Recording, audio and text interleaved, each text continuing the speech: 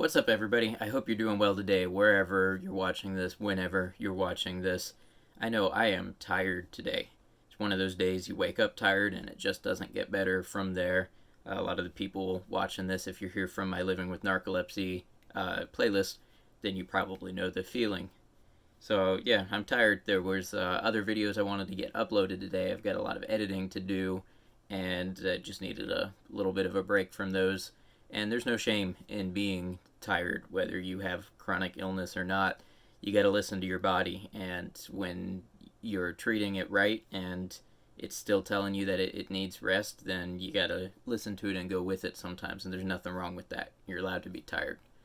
But on that note, since some of the other videos got pushed back a little bit, well, that allows me to do this kind of face-to-face video, because while the other ones are scripted and heavily edited, I'm not really comfortable appearing in front of camera for those. This is more real and more raw to me, so I'm a lot more comfortable just sitting down and talking about it. So, the topic today: do people with narcolepsy drive? Can they drive? Are they allowed to? Should they? This makes me think of one of those call and answer type card games, like Cards Against Humanity. I'm not sure which one it is. It might be What Do You Meme, or I don't know, New Phone Who Dis, one of the new card games of that style. There's a card on there. One of the answers you can get for the text says, "Sure, we can go, but I'll drive. Your narcolepsy really freaks me out." So I think about that when I think about this topic sometimes. Just want to say this is my experience that I've been through with my doctors overseeing. I'm not telling you what you should or shouldn't do, and I'm not giving anybody permission to do anything or restricting them from doing anything. You gotta have that conversation with qualified medical professional to make that decision. But can people with narcolepsy drive? The answer is, in many cases, yes. I live in the United States, particularly in the state of Florida, so the laws all around the world are going to be different, and the laws in every state are going to be different. And in my country and my state, there are not the strictest laws about it. In some cases, it is an automatic notification that the doctor has to send to the DMV or whomever is responsible to tell them that you have a disorder or disability. Sometimes there's an automatic license revocal that you then have to go through a process to get back. Sometimes, well, there's all kinds of different things that can happen. But to broadly answer the question, in many circumstances, yes, a person with narcolepsy can drive. And I do drive. Now, with that said, you have to remember narcolepsy is a spectrum, and it's not just a one scale spectrum. You've got elements over here and over here. It's more like one of those star graphs where you can have different attributes, higher or lower per person. Everybody presents differently. In my case, there have been times when the doctors said, "Don't be driving right now." I've never been through a formal process, nothing with a court or a government agency or anything, and it was mostly when I was first being examined for narcolepsy, and then when I was switching medicines up and down, things like that. They would say, "Right now you should not be driving," or times when they would say, "Okay, we're going to put you on this new medicine or this new dose of your medicine. When you start to feel capable, then you can drive, but not before then." And that's what a lot of it comes down to. In my case, I don't have a lot of the sleep attacks that other people with narcolepsy have.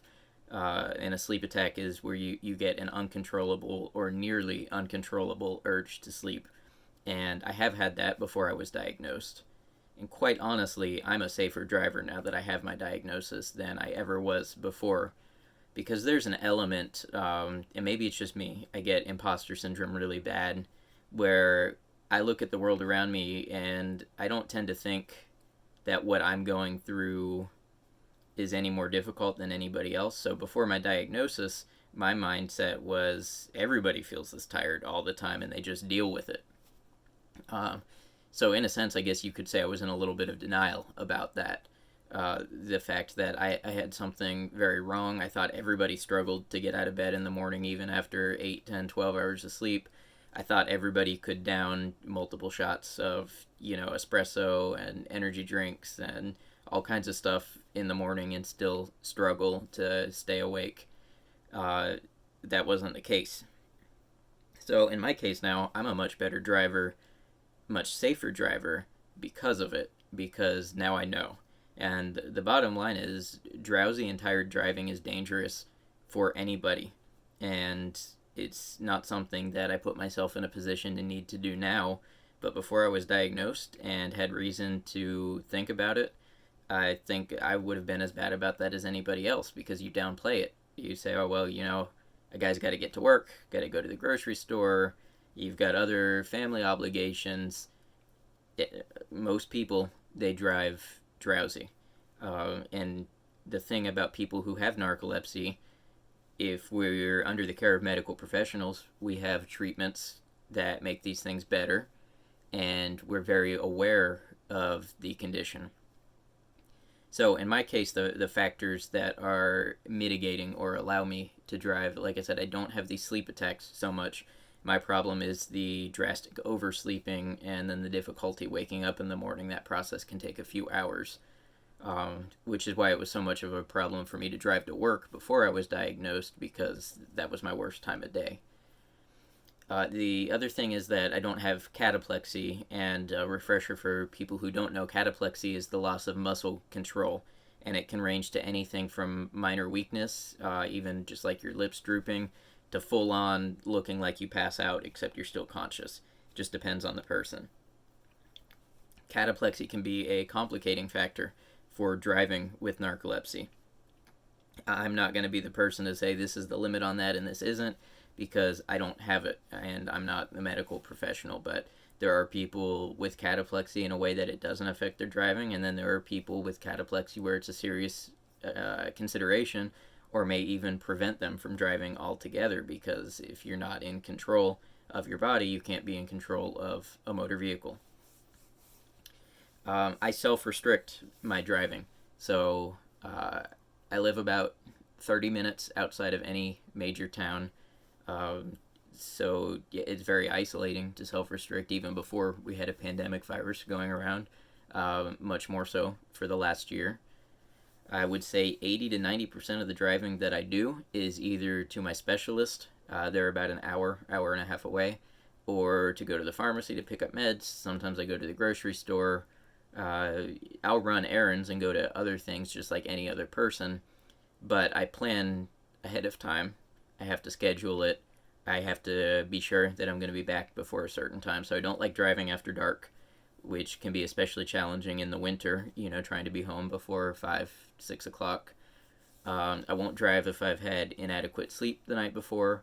If I'm having a very especially tough fatigue day, is sort of what I call them, where nothing's going right and I'm just not waking up and I'm not focused, I won't drive that day.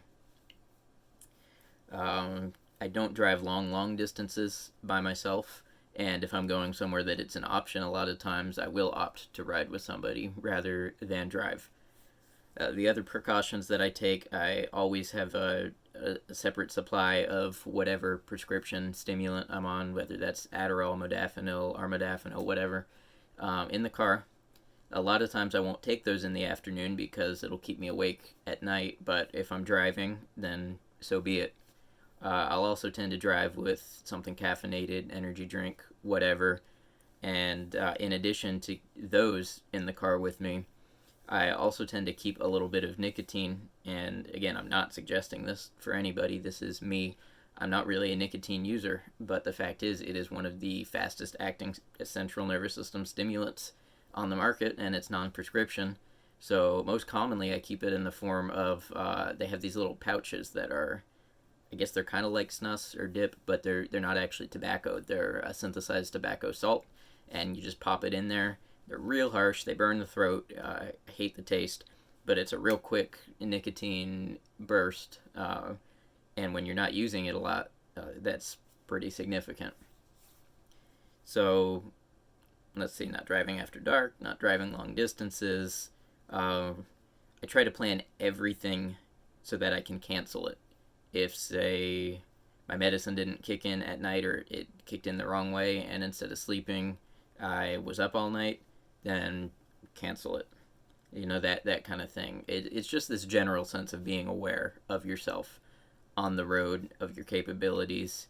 Like I said, I think far more about this than I ever did. When I look back at the types of schedules I kept and the places I would drive before diagnosis, I'm quite frankly grateful that I drove with the safety record that I've had because, and again, I had no inclination at the time anything was wrong.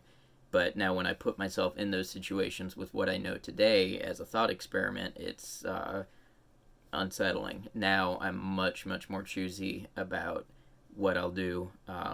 Alcohol is not even a consideration, let alone with the Xyrem that I take.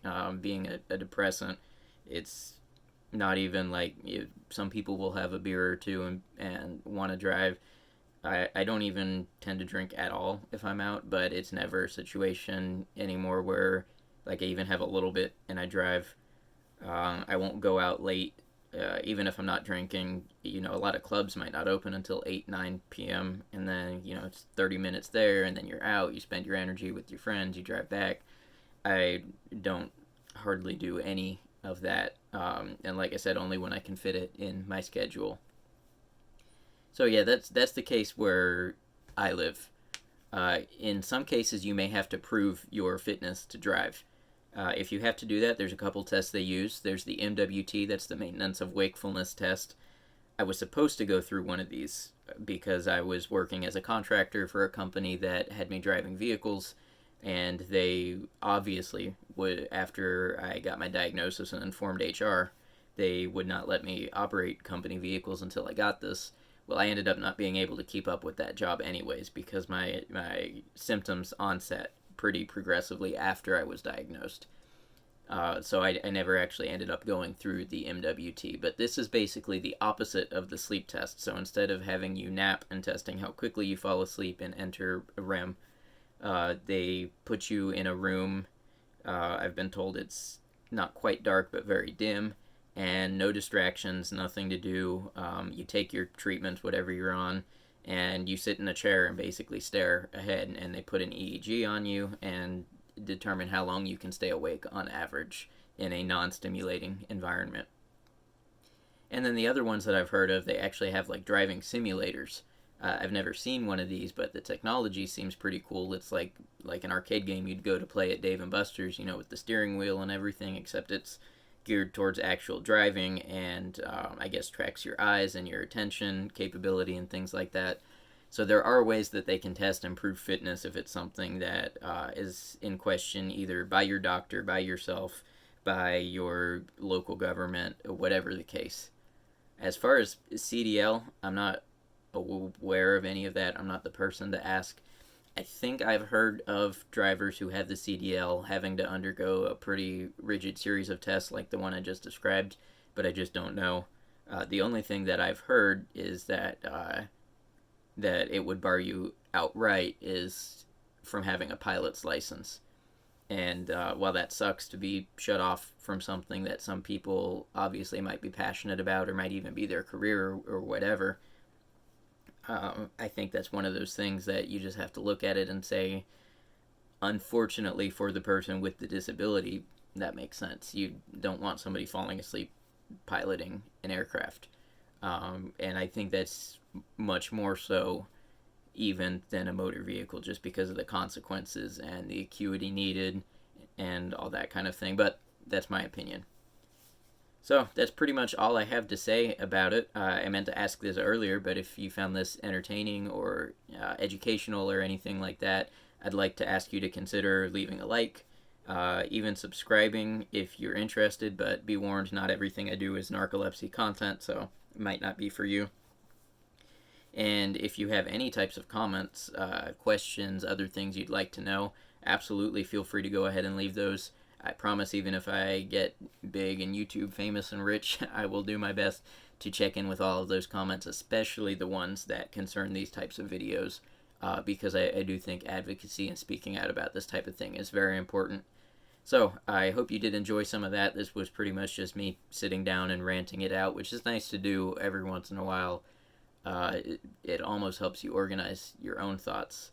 But like I said, anything I didn't cover, anything you want to know, go ahead and drop it below. And other than that, hope you all good rest, good healing, good energy, And with any luck, I'll see you again for another video. Thank you.